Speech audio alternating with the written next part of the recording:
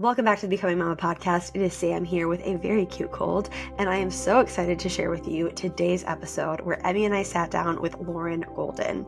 Lauren is an award-winning entrepreneur, speaker, author, coach, and leader of the Free Mama movement community, where she inspires tens of thousands of women to take small, consistent steps towards living the life of their dreams by transforming self-doubt into self-trust through grit, courage, and unconditional love.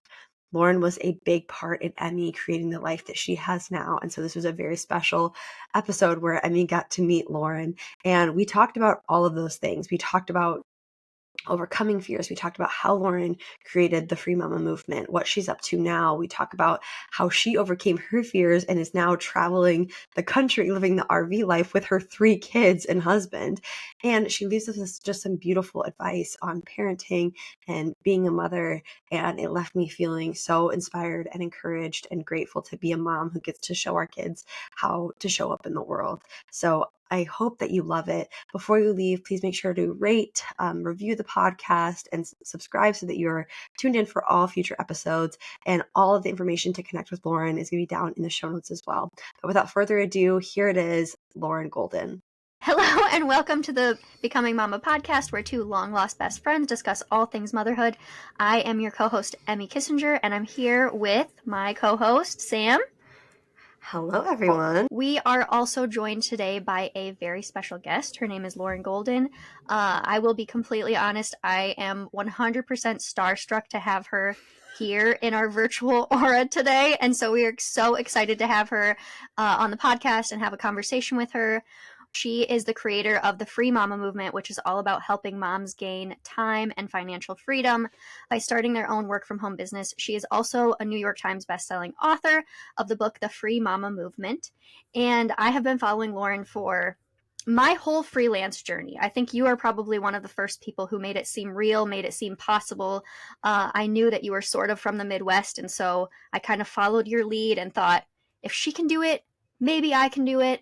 And read your book, learned some of the main concepts of freelancing that really helped me to launch my journey, and was able to go from there. So you are changing women's lives everywhere, and we're so excited to have you. Would you like to do a little brief introduction of yourself?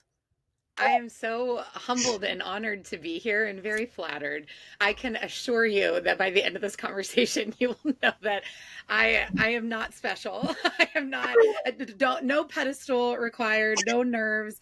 I am just a mom coming to you in a t-shirt and still my pajama bottoms from an RV, which now, after years of self-employment, this is where my family has found ourselves. We now travel full time. So it could not be more girl next door vibes. Like literally, I could pull up in your driveway and be next door. So thank you for that introduction. That's very sweet. I am most touched, I think, by the fact that you said, you know, she did this and so I can do this, because I think that's something that I think about a lot when I think about my purpose. I feel like I have this opportunity where I have learned to sort of overcome my fears. It's not that I don't have fears still with anything. This can be any type of goal or change or shift you want to make in your life.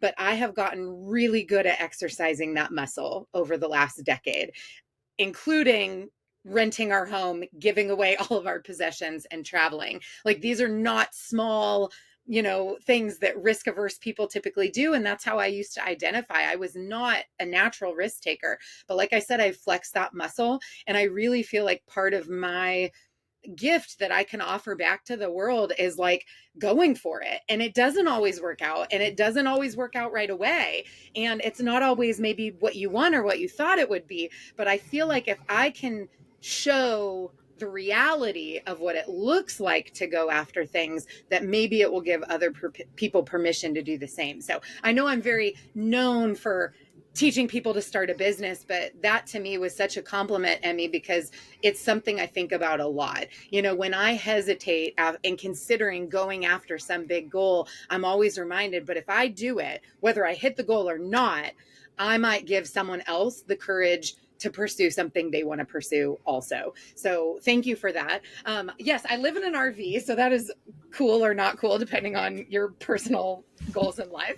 I have 3 children who were babies when this whole thing started, but they're not really babies anymore. I'm about to have a 12 and a 10-year-old, and then Audrey turned 7, my baby, back in January. And for context, I was nursing her while I built my community and my first course, and she's now 7. So some time has passed. And like I said, I'm very known in the online space for helping women get started building an online business in the freelancing space, virtual assistants, copywriters, online business managers, whatever you want to take that path, and really encouraging them. But over the last couple of years, I think probably because so much time has passed since I was that newbie, I have found a lot of joy in helping people who have maybe been doing it for a while, but we get caught up, right? We hear this a lot. It will surface online, this idea of work-life balance and can we do it all and all of these different things. And I really find a lot of joy in helping people do less while having and earning more, because it's actually quite counterintuitive. A lot of people think like I need to push harder, I need to do more, I need to work more hours, and that has not actually been my reality. So that's where I found a lot of joy coaching people the last couple of years. I just have to chime in real quick because I'm not somebody who's a freelancer, plans to be a freelancer, but Emmy shared your book and said, like, this is the thing that like changed my life a bunch of, however many years ago. And so I bought it and read it because I trust Emmy and everything. And I felt that sense of like, go for it. Like, just go for it. Like, you only get this one life. You only get this one time with your children, and you can create this reality. And so I'm starting a business, or I'm launching my first product in May. And Congratulations. the concepts, thank you. It is terrifying. It is absolutely terrifying. But the concepts that you put in of like I told Emmy, you were like, you need to focus on one thing, mama. And I was like, that was something that was holding me back so much, where I felt like I had to be everywhere doing all of these things when really I needed to focus on the one thing. And getting clear about my to-do lists and really just honing in on simplifying my life so that I could experience more was such a gift. And that had nothing to do with freelancing. So if you're listening to this podcast and you're like, I don't want to work for myself, I don't want to be a freelancer, I don't want to be a VA, you're going to still get so much value from this, because it was a complete like lifestyle mindset shift for me in reading the book. So I fully resonate with that. And I second Emmy in that sentiment to you. Thank you. Thank you. I'm glad that comes through. Yeah, absolutely. Yeah. So there's a story that I've been wanting to share with you I was actually doing the math yesterday, for 6 years. Okay. So I'm going to share it. I'm ready. So 6 years ago, I found myself about 4 hours away at a funeral service for my stepdad's grandmother. And they are reading her obituary, which she actually wrote prior to passing away. And in the obituary, she shared the story of how she wanted to be working. She wanted to support her family. She had several children, but she wanted to also stay home. And she didn't know what she should do. So she went door to door to businesses on her main street, and she asked, what things could I do for you from home? And they gave her work, and she built a work from home business like 60 years ago. And I have been a woman ahead of her time. I know. And I was like, if she could do it, we in the digital age can definitely do this, and we can definitely build our dreams, whatever they are. And so with that in mind, first of all, if you want to respond to it, you can. But I would love for you to share kind of like your story of how you came to this place and this, like, wanting to make this shift for yourself and for your family. Sure. Well, I'd love to respond first. First of all, this woman sounds like she was remarkable and definitely ahead of her time. And I think what I admire is her willingness to just go for it, even though she didn't know what it was going to look like, which I think is something that if we could all do more of and embody, that's so cool. But what actually stood out to me the most about that story, Emmy, is the fact that this is a woman who wrote her own obituary. So this is actually something that I have done. I have done this in a mastermind setting. And the purpose of the exercise is to really think about the legacy that you want to live. How, like, setting the intention first of when I get to that final day and that final breath, we don't have the luxury of knowing when that will be. How do we hope that we're remembered? What do we hope that we have accomplished? How do we hope that we've touched other people's lives, both in and outside of our family? And to sit with that for a second, and to sit with your own immortality, or mortality, I guess, and to sit with that and really ponder, what am I doing and what does this look like in my everyday life, and then track backwards and go like, how am I reflecting this? When I binge Netflix for 3 hours, no shame, I do it every now and again, but like when I'm doing that instead of the thing that I say my heart desires, am I getting myself closer to that obituary becoming true? Right. So it's actually that, to me, the fact that she did that and had that foresight, even if it was, weeks or days in advance of passing away, it just shows such intentionality. And I too think that I'm a woman with intention, right? When I do things, I do it on purpose, whether I'm working hard or I'm resting hard, I'm doing it with intention, right? And so I think there's so much that we can learn from that. As far as my own story, I have a little bit in common with your stepfather's grandmother, in that I didn't know exactly what it was going to look like. I've told this story so many times over the years, but it really is where the free mama came from. And that's that I grew up with an entrepreneur dad and a stay-at-home mom, and so who were high school sweethearts. So I had this very sort of fairy tale vision of like what parenting and marriage was supposed to look like, which can cause its own, childhood trauma, which is crazy, but it can, because you have such this high standard of like what it's supposed to be. And by the time I was married, it took us about a year to get pregnant with my first. When I finally found out I was pregnant, we didn't even have a conversation about what it would look like for me to not work. We already had a mortgage. It was just very apparent, without even talking about it, that we relied on both of our incomes. And so I had a lot of like, well, this isn't what it's supposed to be, right? Have you ever done that to your, like, this isn't what I wanted it to look like. This isn't what I imagined. And I had to make peace with that. And the good news is, at the time, it was very painful, but looking back, it actually happened pretty quickly, where I realized I love working. I love working. I'm very driven. I have a lot of goals. And I was lucky that I had a job that I liked. It was a somewhat toxic environment, but I was doing things in alignment with my strengths and my interests that, looking back, really set the foundation for what I would ultimately do as both a freelancer and then a business coach and course creator and community builder, for that matter. And so I had to make peace with the fact that I was going to have to figure out a new way to do this than what I had seen, and I didn't have a roadmap for what that looked like. By the time my son was born 2 years later, though, I felt like a failure everywhere. I'm like, I never see my kids. When I'm at work, I wish I was at home. When I'm at home, I feel guilty I'm not doing something for my job, or that I'm not further along or making more money. It just, I remember crying a lot. That's what I remember from those years. I was just so overwhelmed and didn't know what to do about it, but I knew something had to change. That's the year that I joked that I watched every webinar on the internet and Googled how to make money from home and tried all of the things. And ultimately, for me, I believe, and I still believe to this day, that freelancing is the most reliable, the most authentic, and the most quick path to cash for people who want to become self-employed. And like I said, I still believe that today. So I started as a social media manager. The problem is, like I mentioned at the beginning, I'm not naturally risk averse. Like like a high risk tolerance. I am risk averse. I was risk averse. I was like,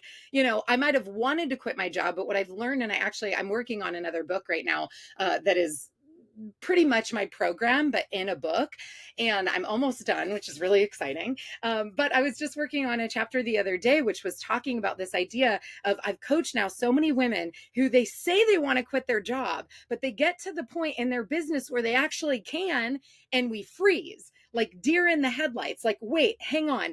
I'm going to actually take away that security blanket, or I'm actually going to step onto the other side of my comfort zone. Like, hang on a minute. And I'm like, it's funny to watch now, but I actually did the exact same thing back in 2015. Like, you want it, but it's unfamiliar.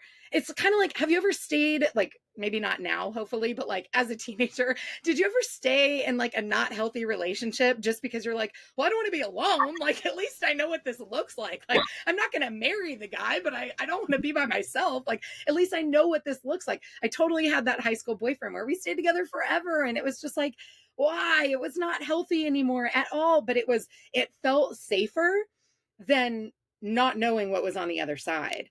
And so that was me. And so what finally pushed me over the edge, and I'm sure, Emmy, you know this, and Sam, if you read my book, you probably do too, is I had a miscarriage, and it was very unexpected. It was our third baby, and just had no idea that it was coming. And I know that this makes me kind of sound like a crazy person, but I really did get this download, what God, universe, intuition, source, spirit, whatever you want to call it. But I heard a voice, crazy. I heard a voice, and the voice really was like, what are you going to do now? Like, what's your plan? Like, I was so type A. I always had to have a plan. I had to be safe. I had to know what was going to happen, which, by the way, is not the way how life works. And in that moment of loss, it was like this wake up call of like, what are you doing? And I walked in and quit my job a week after that, like to the day, from the day I found out I had miscarried. I walked in and I quit my job. And I've been self-employed ever since, almost a decade now, which is kind of bananas. And I am so grateful now. And at the time, of course, it was painful. It was horrible. And this was before people talked about things like this on the internet. So it was very isolating, very alone. I remember when I shared, I had people like privately, like, are you sure you want to be talking about that? Like, there was no infrastructure for online support on this topic. But for me, I look back with so much gratitude, because that baby 100% changed the trajectory, not just of my life. And I say this with humility, but the lives of tens of thousands of other people as a result of sending me on that path, where then I would become so passionate about helping other people how to figure out how to become self-employed and have more control over their time, money, and energy as well. I 100% am a full believer that every soul has a mission. Every little soul that comes to us has a message, even if they don't make it here in earthly form, I guess. So yeah. I had a very similar experience. I had a miscarriage that really led me to being willing to start my freelance business. And then a couple years after that, after having our second baby, becoming pregnant with our third baby, got hyperemesis and was super, super sick for about 14 weeks, where I was barely functional, could barely get out of bed. And at that point was like, okay, now I can't juggle a part-time job, a professional part-time job and career, and a business.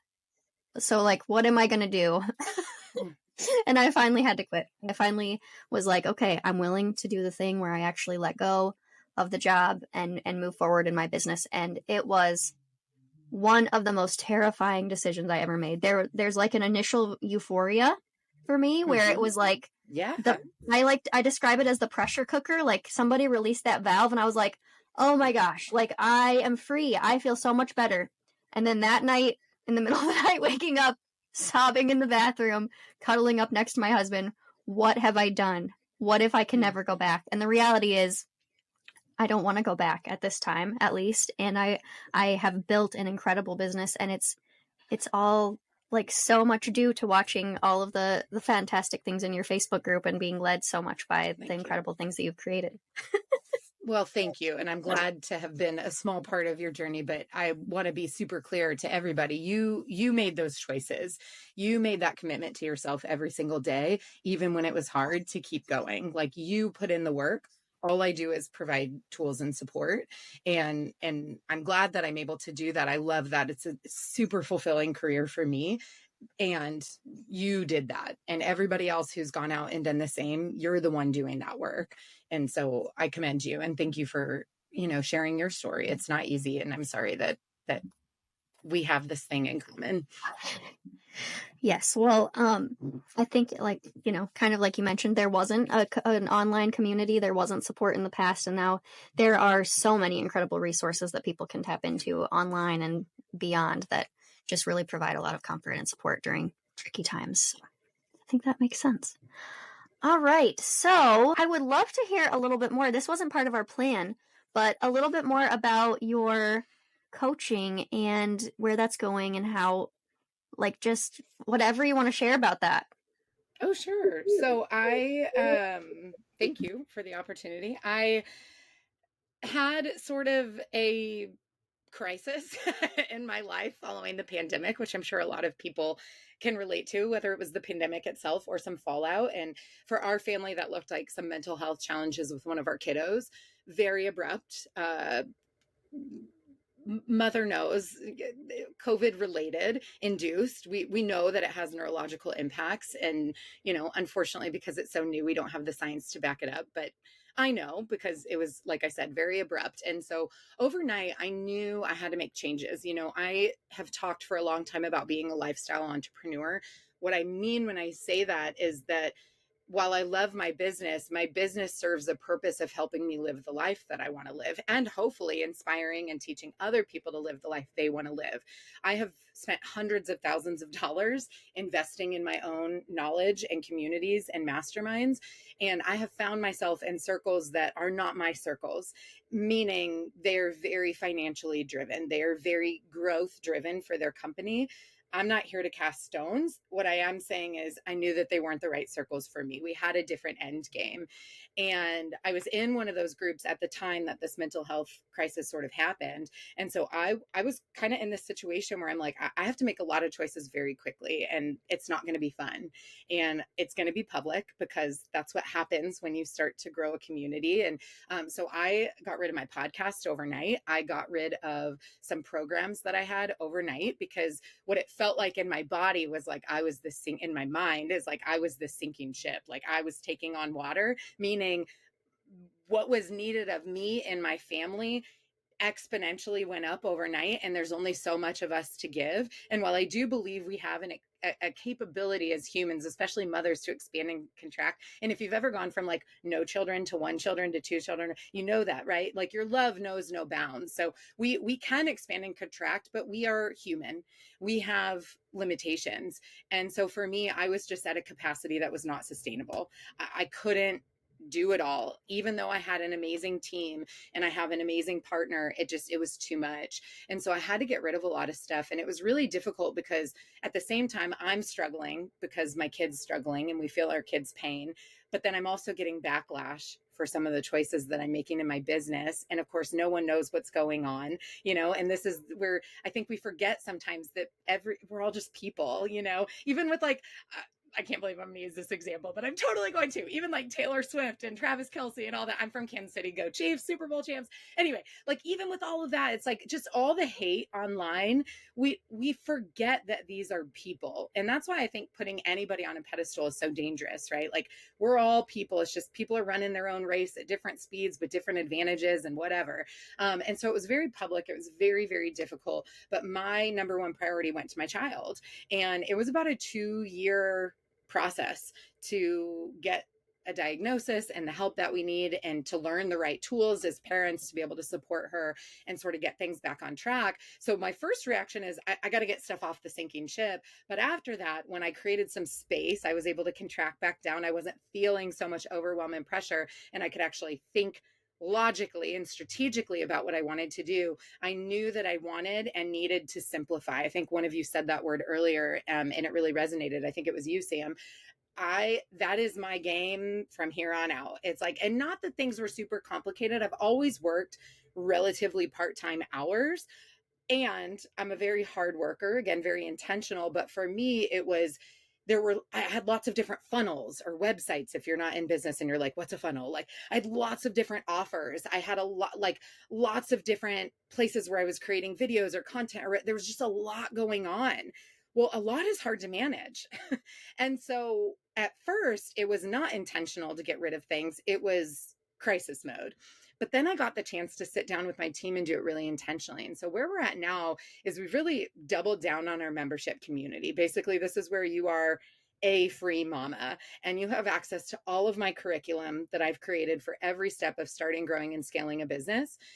We do masterclasses, we do networking, because I think community is so essential, not just for women, not just for moms, not just for business owners, but just like for human beings. We need it. We know that this is an essential part, and we know that the pandemic set us back years in our connections. And so creating that safe trusting space is like super important to me. So we do that. And then of course, getting access to me, to a coach who, you know, I don't know how you build trust other than just transparency, but who has been there. You know, I know how to make millions of dollars. I also know how to lose it. I know how to change things. I know how to adjust.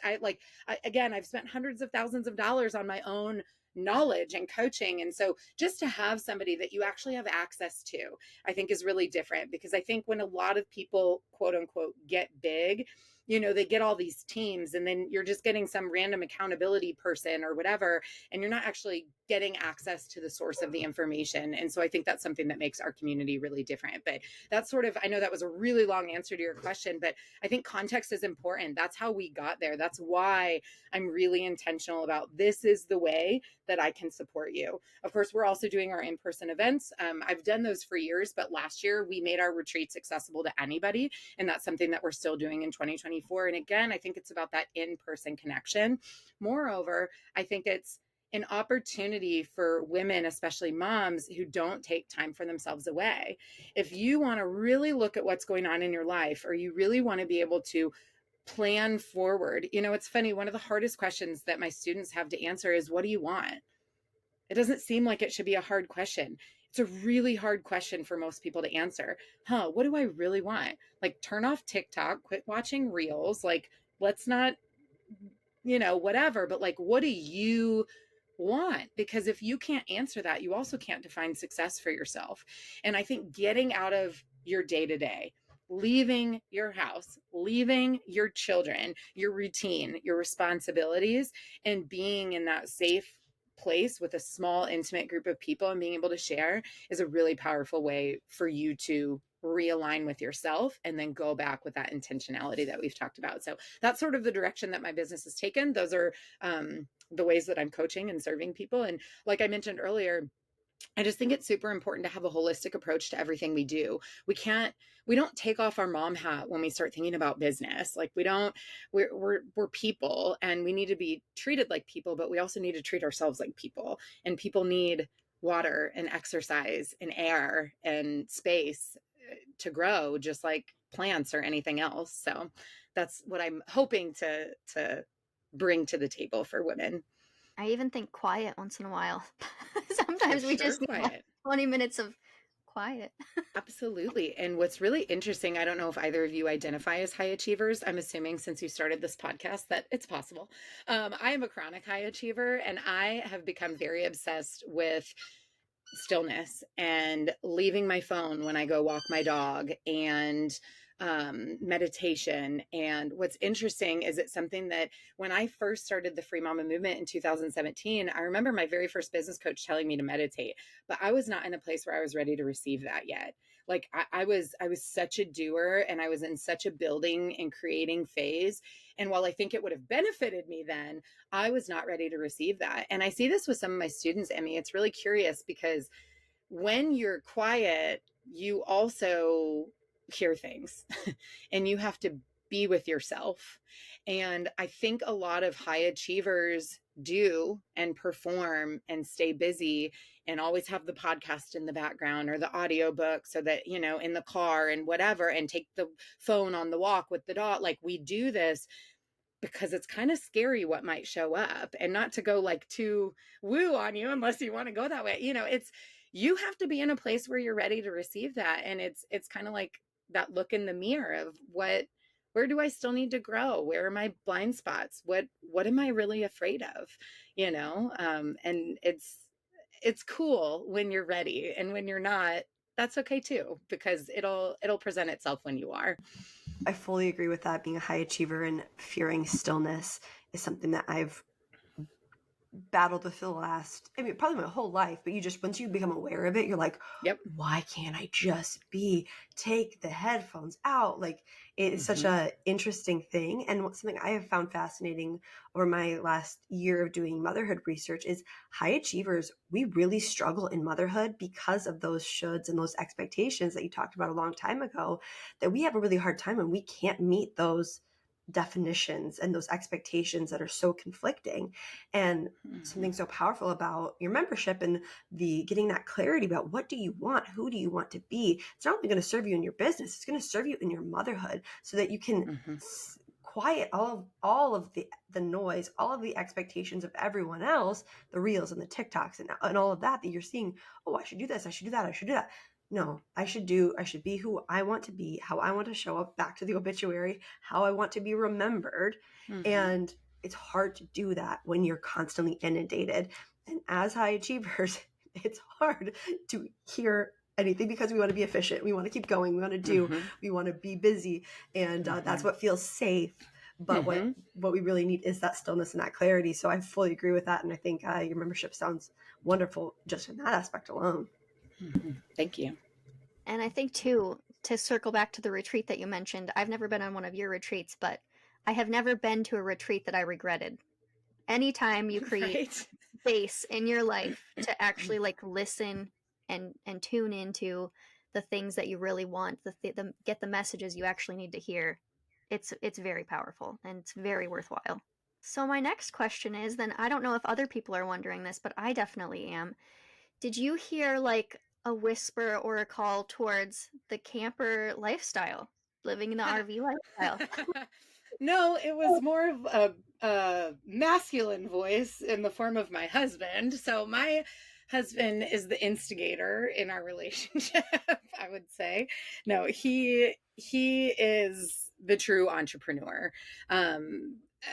Well, that's not fair. I've been working on that for a long time. I too am an entrepreneur. We're just wired very differently. He identifies much more as like the visionary, right? He's got the ideas, but someone else see this through. And I'm much more of like your CEO entrepreneur, where I can take the big goals and I know exactly how to backtrack it and get it done. Does that make sense? So he's the ideas guy. What's happened, I would say, our entire marriage, I'm giggling because I don't know if he's in here or not. I hope that he's listening. If he is, he brings the ideas to the table. I usually shoot them down immediately. And then over time, he'll like slowly bring them back up. And then after, I would say, about 6 months, like I'll bring it up almost like it was my idea. And he's sitting there the whole time like, yeah, this was my idea. And I'll soften up. So what's interesting with the RV life is, and this is a great story for anyone who has a big goal, but not even a big goal, you've got a dream, but it feels like a pipe dream. So when my husband and I, well, we used to have no money, which I think was obvious from the beginning of the story. But when we were dating, we would joke about or dream or fantasize and talk about the idea that when our kids were older and grown and we were old, we were going to get an RV and travel around the country. I think a lot of people, maybe not everybody, but a lot of people have this like pipe dream, right? Well, flash forward, we've got 3 kids. We're both self-employed. And the conversation really changed to like, well, what if we did this sooner? Like, why would we wait until like our knees are bad and our back's bad to like go travel around and hike and explore and do it at like what, in our brains foggy and what, like, why would we wait? Became the new conversation. So what's interesting is when you can take a dream and start to turn it into a goal, kind of like you take an obituary and then you backtrack it, your actions start to recalibrate towards the thing you say you want. So we have several memories of hiring a babysitter and going to RV parks for date night. And we would walk around and we would get in them and we would fantasize about like who would sleep where and where would we take it? Where would we go? And which kind would we want? Would we want a fifth wheel or a sequel? Like, what would we do? And we did this like 3 or 4 times.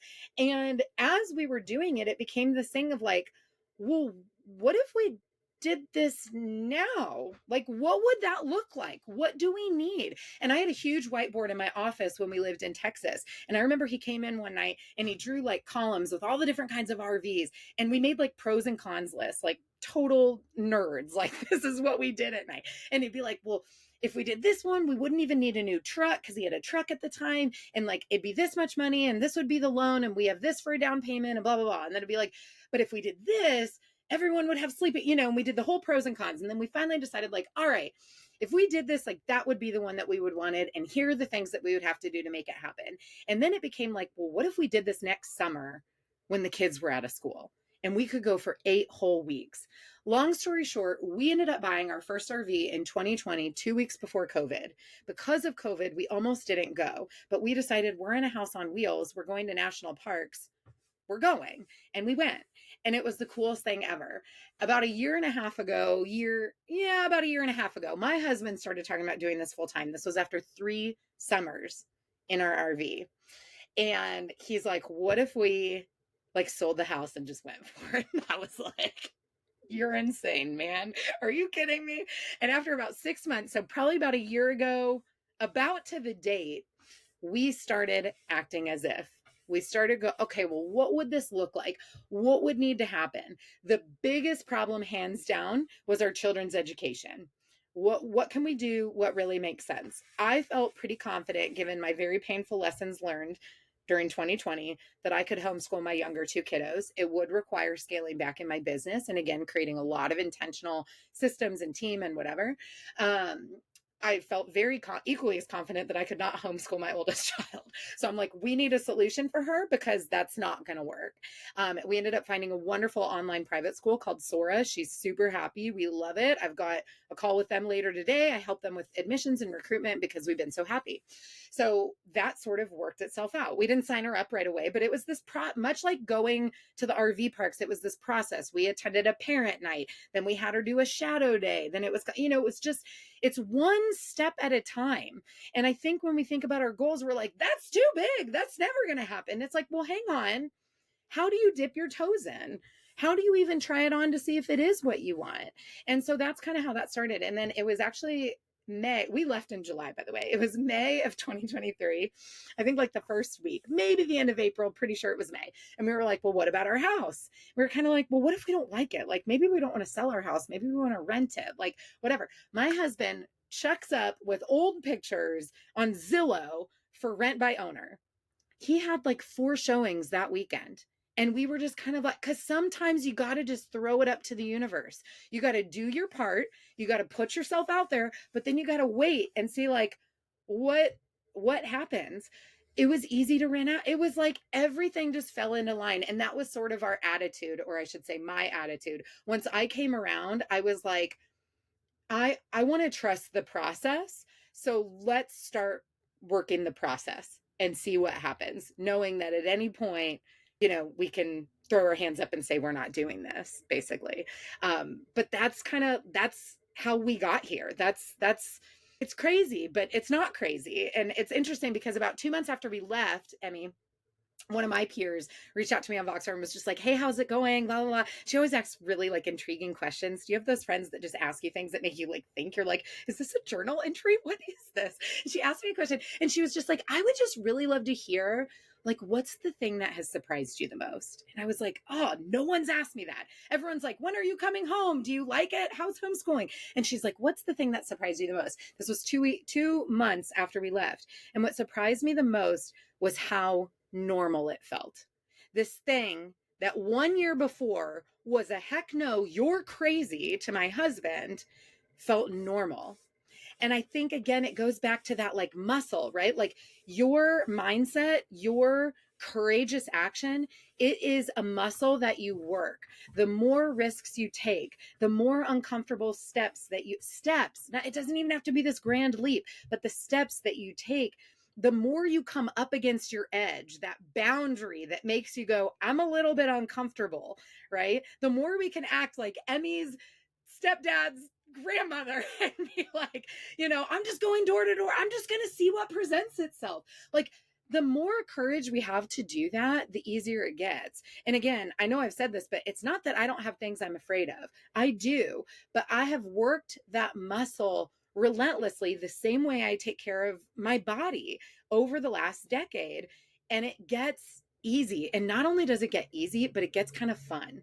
So like, yes, the fear is there, but you're also kind of like, I wonder what else I can do. Like, well, if I can do that thing that I didn't even think was possible, like, what else can I do? And it becomes kind of addicting. You kind of get excited about what's really possible for your life and what you're really capable of.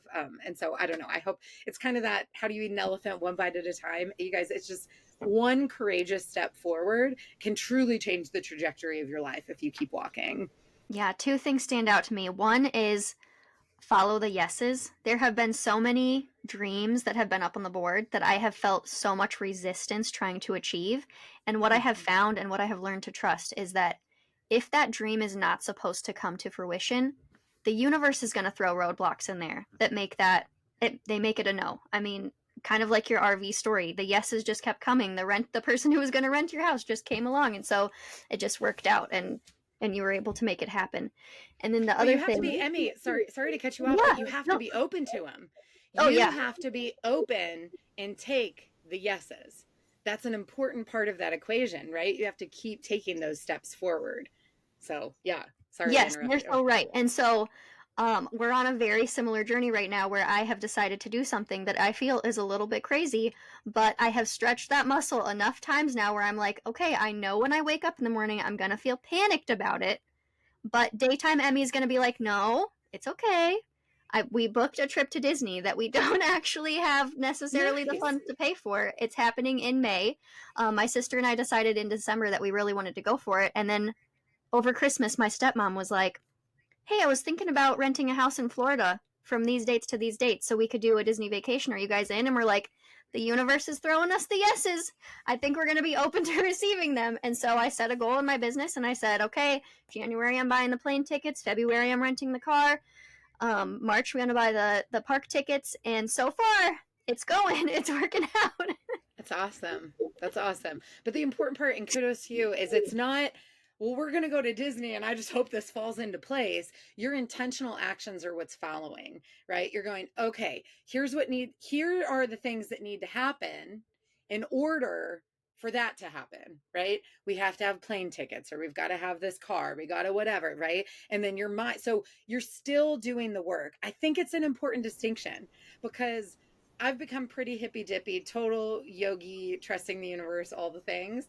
And it's not going to fall in your lap. Right. It's not a replacement for effort, right? It's just, it's, it's more like restful effort. It's letting things come to you instead of forcing things, but you Right. still have to put in the work. You still have to show up, right? And Yeah. you still And have to I say yes, like you said. love that you pointed that out because what's happening behind the scenes that makes me confident that this will work out is that I have to wake up at 5 every morning. I have to send 5 extra freelance pitches every single day, and the behind the scenes gives me the confidence, the actions that I'm Mm-hmm. taking, the trust I can place in myself allows me to know Mm. that goal is not that it's not that unachievable. It's very possible with the skills Mm-hmm. that I have. So, Yeah, yeah, I like how you talked about trusting yourself. That's really beautiful. thank you. Yeah, I'd add too, like when you have that trust that like you're gonna get the yes that's guiding or you're gonna get the no that's guiding, it takes away a lot of that worry and excessive fear. Like you're still gonna feel it like, I don't know what's gonna happen, and like that fear is there, but it's like whatever's gonna happen is gonna happen and that's gonna help me make my next best decision Mm-hmm. versus like when you don't have trust that things will end up the way they're meant to. There's so much more resistance in anything, right? It's like, Mm-hmm. oh, I have this yes, but should I, shouldn't I? Versus just being like, oh, I have this yes, let's see what happens, and trust Mm-hmm. that the universe and that myself together are going to carry me forward. So you're in the right place to be woo woo. We have a whole episode series called The Witch and the Woo. Emmy's all Nice. things witchy, and I'm not woo woo. I'm just woo because I can't fully commit. But you're in the right place. We're all But here Sam, for it. what you're really talking about is like detachment. And this is actually something that comes up Mm. on my coaching calls, right? It's like whether you're brand new and it's like, well, I want to start freelancing, but I want to know it's going to work. Or I've got people that have been with me for a long time and maybe they want to launch a new offer or they're going to start adding digital products or whatever it is. It's like whatever the next big thing is that you're unsure of. And we want a guarantee. And that's not the way that life works. And I get it. I resonate with it. I've been there. But what you're talking about is detachment. It's, do I care enough about this thing to do it regardless of the outcome? Do I care more about what I think of myself and that self trust and keeping promises to myself, that I care more about going for it than I do the outcome? And so when we can detach ourselves from the results, both whatever they might be, but especially and especially for women emotionally, It's so important because I think we internalize results sometimes, and results often are data, it's information, it's feedback from whatever. But a lot of times as women, we want to be like, that means I suck, I'm not good enough, no one likes me, like I'm horrible, and we like shrink down, and we become very emotional, and our emotions are powerful indicators of things as well.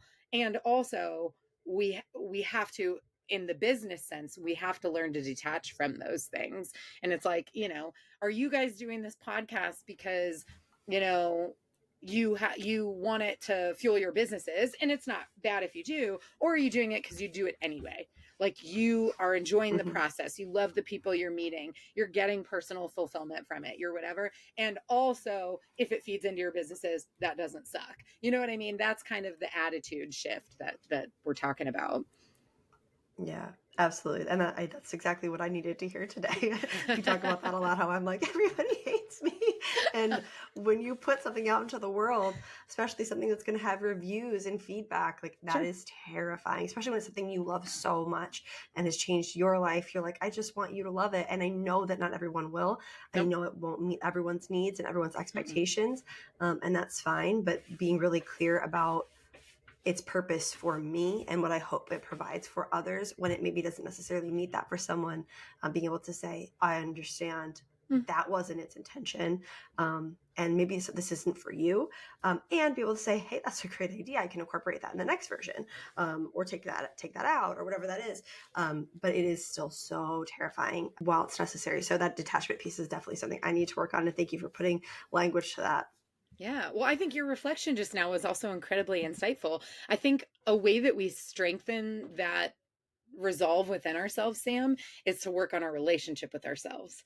When we like ourselves and trust ourselves, like Emmy said, we need much less of that external validation, right? It's not that it doesn't feel good, but it's not a requirement anymore. And I've been, oh my gosh, I just made a Facebook post recently. My daughter, who's probably in here, shaved half of her head. This was like a whole thing for me in letting go. She's been talking about it for a year. She's totally my alternative child. It's not really half her head. I'm being dramatic. And there was like a whole, we had the inspiration and all of these things. And she's ecstatic.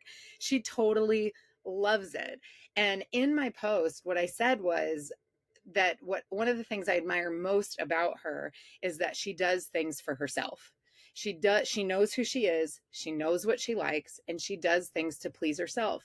And that could not be farther from the preteen and teenager, and frankly even 20 something that I was so wrapped up in other people's approval and acceptance from others, and do they like me, and where is my worth coming from, because I couldn't give it to myself. And while I do think she is just frankly an awesome human being that I could have used in my life when I was younger, I like to think the ego in me likes to think that maybe because I finally figured it out in my late 20s and early 30s, that maybe that's being modeled for my children, because all three of them have that spirit. They're all three very different. They know who they are, they know what they like. We encourage them to be themselves, which is why I had to let go. And she has this beautiful curly hair. I'm like, oh. Anyway, it's beautiful. She loves it. She's happy. She's rocking it. Everybody thinks it's cool. But it was interesting because my own past triggers came up, right? My fear was, oh my gosh, what is my mom going to say? That was my first thought, and I'm like, wow, I don't want to project that onto her. I don't want to teach my kid to make decisions because is so and so going to like this. So anyway, there's so much work that we all probably, Sam, need to do on that. But it's like, we start with that awareness, and then we just gently, lovingly remind ourselves, right? No, not everybody's going to like us. That's it. Just chemically, that's not how connections are. You don't like everybody, and not everything's going to be for you, and vice versa. And I think something that I'm actively working on is growing my compassion and celebrating the fact that not everything is for everybody, because there are things I'm very passionate about, and I know that other people feel very passionate about their things, and I would hate for someone to try to take away mine. So I'm trying to get better. This is my late 30s work that I'm doing, is just having that compassion that we're not all at the same place. We're not all, we don't all have the same information and connections and awareness and self-love and trust. And so building that, and how do we celebrate that while staying true to who we are? Because at the end of the day, you're stuck with yourself. So we got to figure out a way to like ourselves, for sure. Well, I kind of feel like Sam and I both just got a free coaching call today, and so did everyone listening to this podcast. So thank you so much for sharing so much wisdom with us. Do you have any last bits you want to share before we wrap up? Or Sam, anything else you want to chime in on? I'm good. Go ahead, Lauren. I mean, I could talk for forever. Okay, I have several things that I could say, but I'm going to start with this one. We'll see where we go. The thing that I want you to hear is that your kids are going to be messed up no matter what. And I say that with love. Remember, my parents were high school sweethearts, still married, happy relationship, super involved in my life. I grew up with so much privilege and so much love, and I still have challenges that I work through. I still have the inner child stuff. I still have whatever. So there is no perfect parent. So I think when we can actually like be okay with that, like our kids are going to have stuff to work through as grownups. We're going to mess them up. Not on purpose, of course, but like there's no perfect parent. I think it releases this pressure, this like performative thing. What I really want you to hear is that your children are going to do what you do, not what you say. And I believe this so deeply. So you can tell them all the lessons you want, right? About, be yourself, and, not everybody's going to like you. We talked about that. What you've got conflict at school, like be a good friend, do all of these things, how you want them to feel about their body image, how you want them to pursue their interests and their goals and their strengths, right? They're watching you. They're watching you. So you can have these loving, meaningful conversations, and you should. And they're paying attention to what you're doing. So if you're not pursuing the things you say are important, or taking care of yourself through food and exercise and water and sleep, they're going to grow. What you're creating in your home is what's going to be normal for them. I think one of the things that comes up a lot in my family is my husband and I are both very active. And I would say like into fitness. I kind of put that in quotes because it's not like we like research about fitness, but we both work out pretty much every day. We're very active. We're outdoors with our family, things like that. My kids get mad if I go to the gym without them. Like they want to go, they want to be a part of it. And they're not doing anything super serious. They're young, but to them, I literally will smile every time it happens, because I know that exercise will be a normal part of their life forever. It will never be something that they have to like figure out how to do or like create a routine. It's already a habit in their kids. Pursuing our businesses, and not that you don't have to be an entrepreneur, but like, how are you talking about yourself? How are you talking about your body, your face, your skin, your muffin top, which I just grabbed mine. Like, how are you talking about these things in front of your kids? That's something I would never do that in front of my kids. And I was kind of being funny, but it matters. What we do in front of our kids matters. So I think the best way to parent your kids is to parent yourself and work on yourself and grow and do your best. And when you mess up, because you will mess up, I mess up multiple times every day. When you mess up, repair. Teach your children how to apologize. Teach them how to work things out calmly. Teach them these things. And it's a process. But if we can all do this, if we can own this as our job as parents, and don't get me wrong, I'm all like, I totally want to learn to make my own bread and do all of these things. Like I do. I really do. I'm like so on this sourdough movement that I'm seeing online. I think it's great. And also let's not like, we have to prioritize as parents. We have to prioritize. And I would say, my advice is prioritize yourself, how you're talking to and treating yourself, how you show up every day, because that is what's going to make the longest impact on your kids as you parenting them. So that's what I would leave you with, which has nothing to do with anything we talked about today. But thank you for coming to my unsolicited parenting TED Talk. No, that is so valuable. I'm actually almost 20 weeks pregnant with my second baby and my first daughter. Thank you. But I was talking to Emmy about this the other day because she has a oldest son, which my son is 3, and he's obviously he's a boy. And this is my first daughter, and Emmy has a son and 2 girls. And I said, is there something different about having a girl? Because I feel like they're all different, but yes. But like in this pregnancy, it's just hit me so hard where I was like, I don't have time to not have self-worth anymore. I don't have time to beat myself up because I'm going to teach her what it means to be a woman and how to treat myself. And I agree with you 100%. I think that is the most overrated thing. It's like you can say it till you're blue in the face, but if you say it and don't practice it, they're not going to believe it. And I think we can all reflect on our parents and look at the things our parents did that have shown up in our lives. And it's like, they never explicitly told me this thing, but I watched them do it in little ways. And now I have this belief that I picked up, but they didn't explicitly tell me that. But yeah, having a girl, I'm like, I gotta get on this. I don't have time. Like I'm gonna raise, I'm going to show her the things that I have been unable to show myself or was never shown. So I think that's so powerful, and that just made my day. So thank you for that. You're welcome. Congratulations. That's so exciting. Thank you. I'm so excited. Lauren, where can people find you? Where's the best place for them to follow you, to join your membership, all of that awesome stuff? Sure. I mean, I'm all over the interwebs. YouTube is a great place to start learning about freelancing. We have over 200 free videos, which is awesome. My favorite place to hang out is the Free Mama Movement Facebook group. You can just search for it. We'll give you guys all these links. I'm sure you have show notes, or again, just do a quick Google search and you'll find us. And for the Free Mama membership, you can just go to thefreemamamovement.com and you'll be able to learn all about it. Awesome. Yes, we'll make sure to put all of that in the show notes, as well as your Instagram, so people follow you. We'll also link the Free Mama Movement book that Emmy and I both raved about, and then people can follow you on Amazon, and we'll all be waiting for this next book. That's so exciting. Yeah, thank you. Appreciate it. All right. If you want to stay connected with myself or Sam, don't forget to subscribe to the podcast on your favorite platform and leave us a review. We would love to hear your feedback. And also remember, you can always get in touch with us by following us on Instagram. If you have any topics you'd like for us to cover on the show, guests you'd like to see pop up on the show, be sure to reach out and let us know. Thanks for tuning in, and we appreciate having you listen. Thanks so much. Thanks, Lauren. Thanks for being here. Thanks for having me.